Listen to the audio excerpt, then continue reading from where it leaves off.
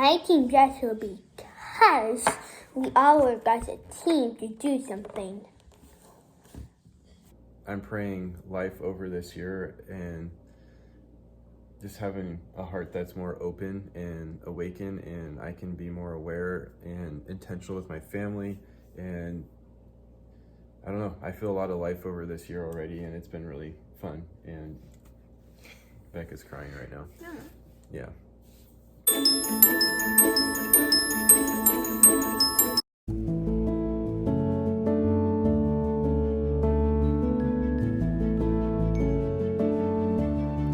We're a family of 5 chasing a God-sized dream of owning a Christmas tree farm. After working in education for 10 years, we decided to go all in. We started new careers, moved to a new state, and thought it would be fun to homeschool our kids too. We call ourselves Team Dressler because we truly believe that each person in this family is an important part to our dream. We're in it together. Theo, Jackson, Capri, Tim, and Bethke. Follow our everyday adventures and see what God is teaching our family as we search for our promised land and build Yahweh Tree Farm, a place we've been praying will bring hope to so many families. Maybe we'll run into at our favorite place, the Oregon coast, or outside somewhere in God's creation. Friend, let our story inspire yours. Chase your dreams and walk by faith with us. Jesus loves you so much. Next to us. Hi.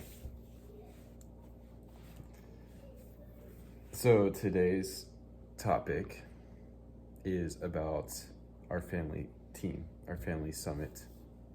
And we're talking about, we just want to share some of the things that we've been doing as a family and how special it has been in our hearts, and just the growth that we've seen in our kids, our homeschool life, our marriage, some pretty special things. So, I mean, some of the other, like the concept of doing a family summit, it's kind of like a business where you have all the executives get together and they dream up what the next year is going to be like, and it's like forecasting for the future essentially, and kind of applying that to how we run a family. And we have a lot of things going on in our lives, so we want to make sure that we are being ultra intentional with the things that we're doing. And when I say intentional, it's more about the heart work that we're focusing on with our kids, but ourselves and in our marriage, and really making sure that we're looking forward and dreaming and putting some goals together and really seeing how can we make it happen. It's one thing to say it would be nice to do this, but the other one would be like, how can we do it, and how can we be a family and a team to really accomplish those goals and dreams that we have.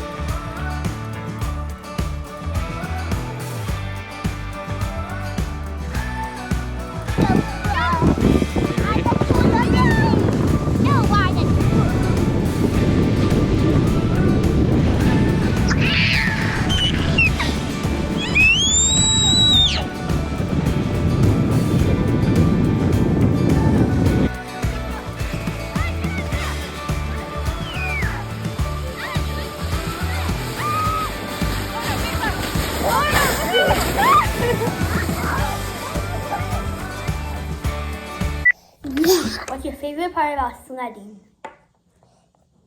My number video.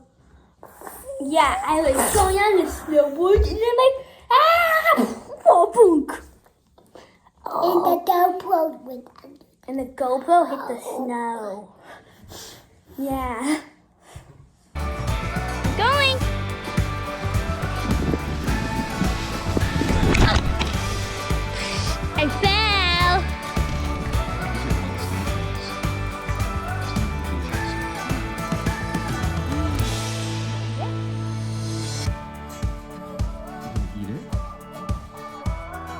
take a bite? Mmm.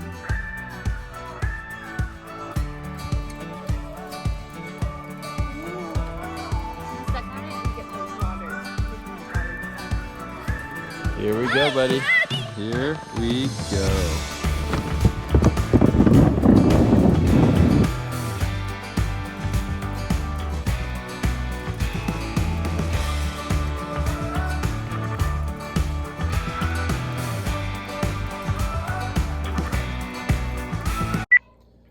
Yeah.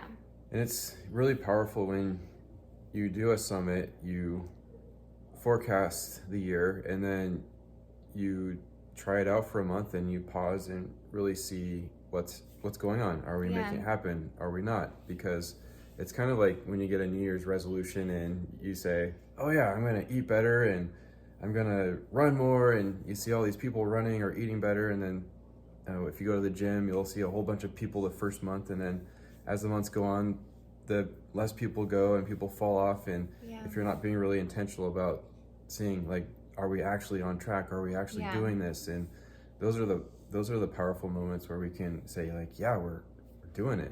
And we were not good at this before. We were actually, I would say, not good. I think we're our family, we're super tight, we're super close, but we knew we were missing something. Like, and then when homeschool became a huge part of our lives, we knew that we're like providing so much for, I'm trying to decide how to say this, like we were taking on more and not letting other people do it for us for our kids. And so with that, like our eyes were kind of open to this new responsibility. And like we just wanted to make sure that we were taking advantage of a really cool opportunity. Not everyone gets to homeschool. Like we are so blessed that I get to be home with our kids, and we just want to make sure that we're doing that right. So homeschool, I feel like, was the thing that kind of it sparked a lot of it sparked so much in how we just want to do life in our home. So for anyone who's listening to this and like, oh, I could never do that, blah blah blah, like so busy, or like we were broken people trying to find a system in our home. One of our big like reflection points is that we are really busy, and when you chase big dreams, you get really busy. So you have to like sit down and be really intentional about like what matters. And one thing that really like established for us what matters, and it's helping us like plan our months in the future, is like having a family mission statement. So Tim and I actually came up with our mission statement when we were driving to like Washington for family Christmas stuff. But it just like came out such a spiritual thing where I just like typed it out in my phone, and we came home ready to like edit it, but we read it. I'm like, we really love this. And so we have a family mission statement. And then with that, and I'll put it in like, it's actually up there. We made like a cool, like we hung it above our TV so we see it every day. And then we came up with 5 pillars to go with that. And actually when we were just planning out the month of February last night together, we took our 5 pillars and we just made sure that we're doing something for each of those underneath for all of us. Yeah. And we invited Theo into the conversation. Yes. Yeah.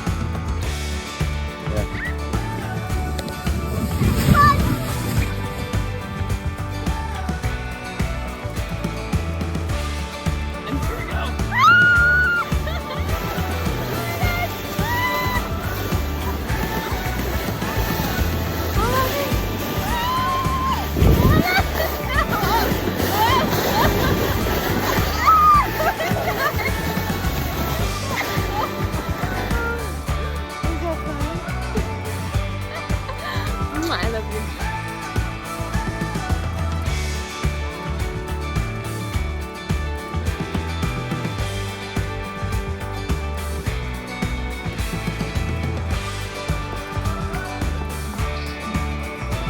What do you like about Team Dressler?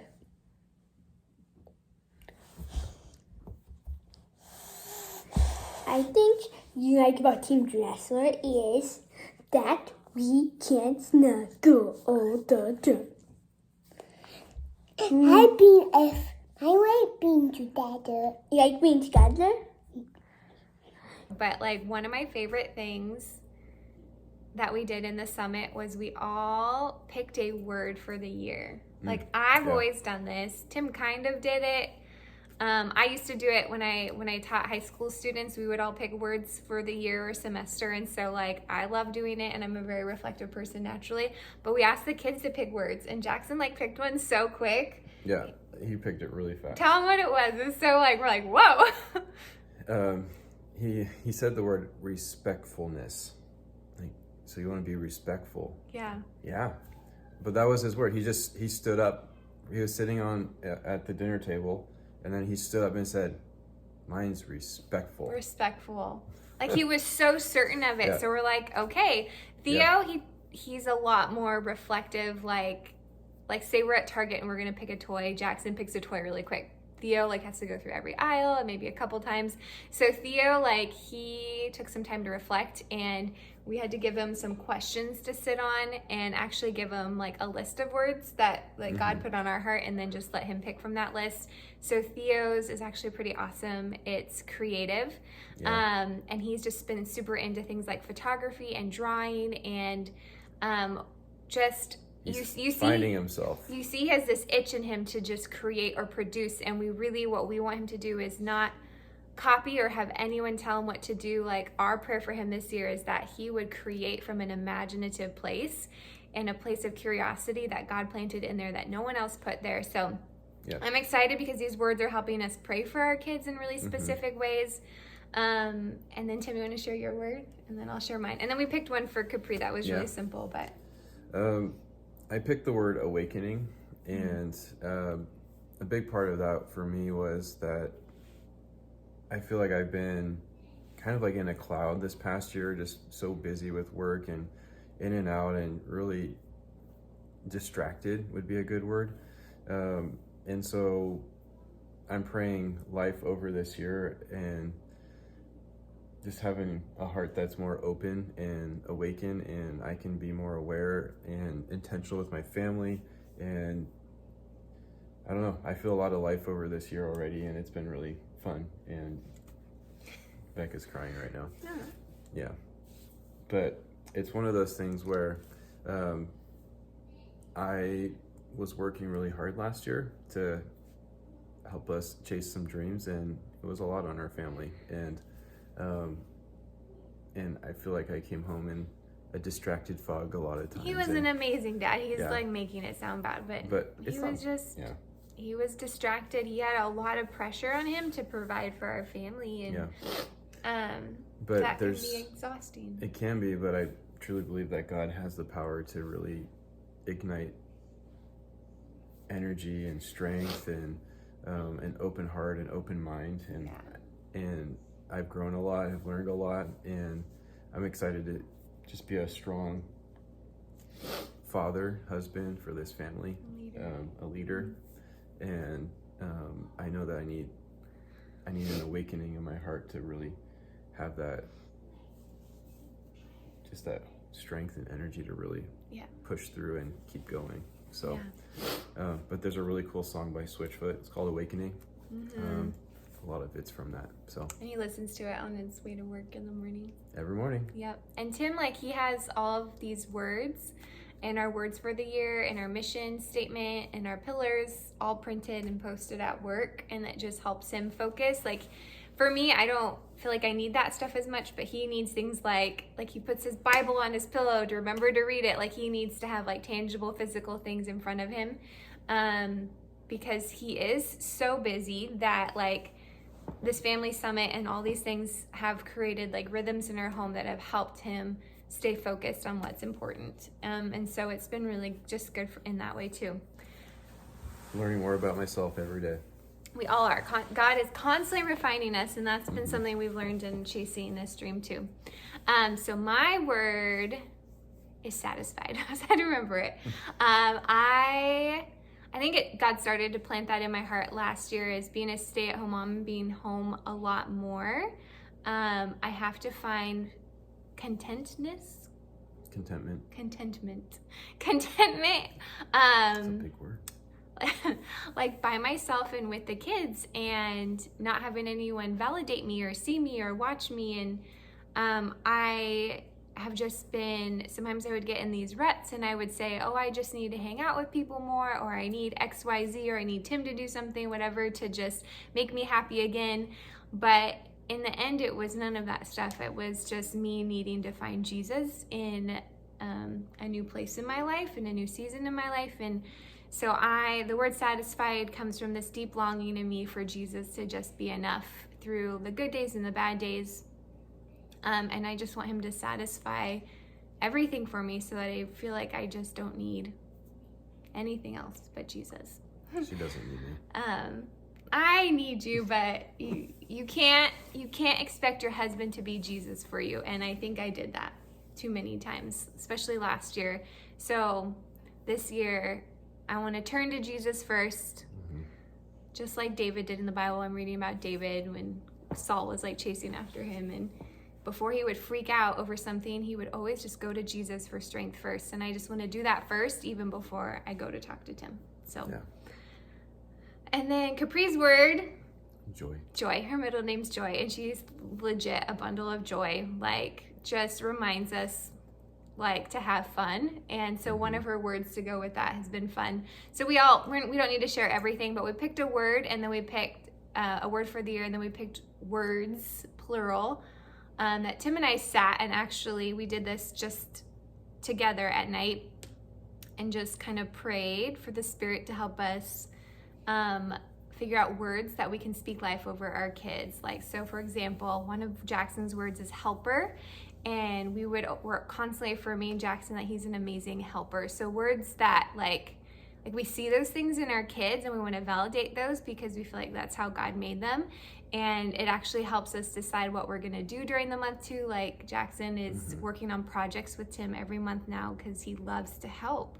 Yeah. And that's just something that God has done to Jackson that we haven't. So then we came up with words. We have a word of the year, and then we have verses. And today we're all going to write down our verse on paper, and we're going to watercolor them and frame them and hang them in our rooms. And Tim and I pick the verses for the kids, and when they get older, I can't wait for them to pick their verses.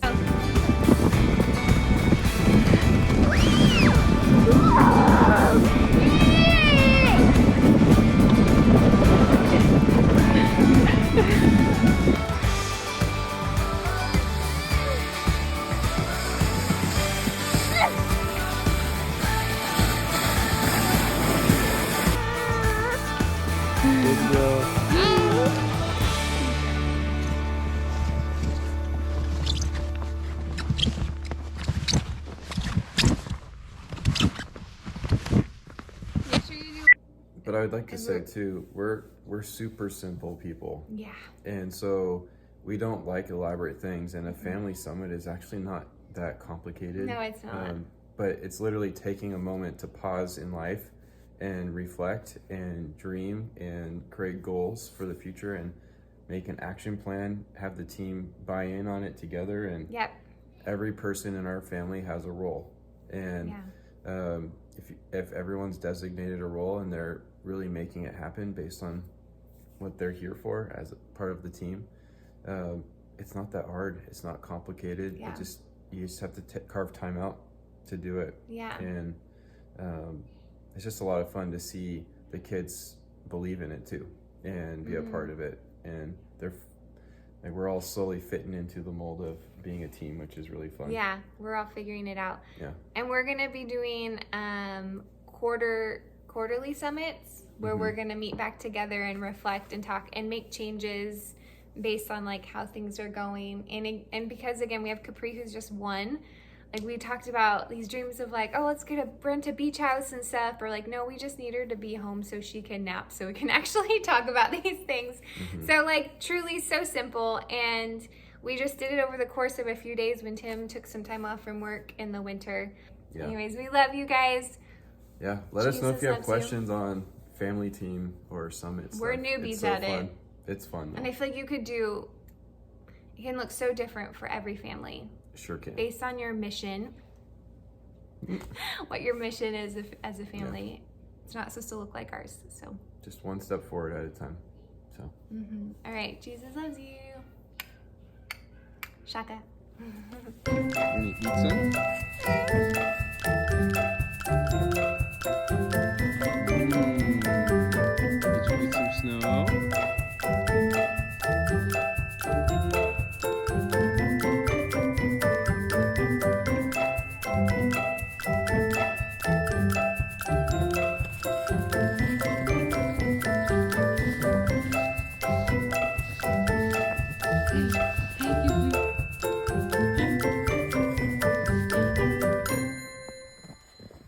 walking backwards. Look at mommy.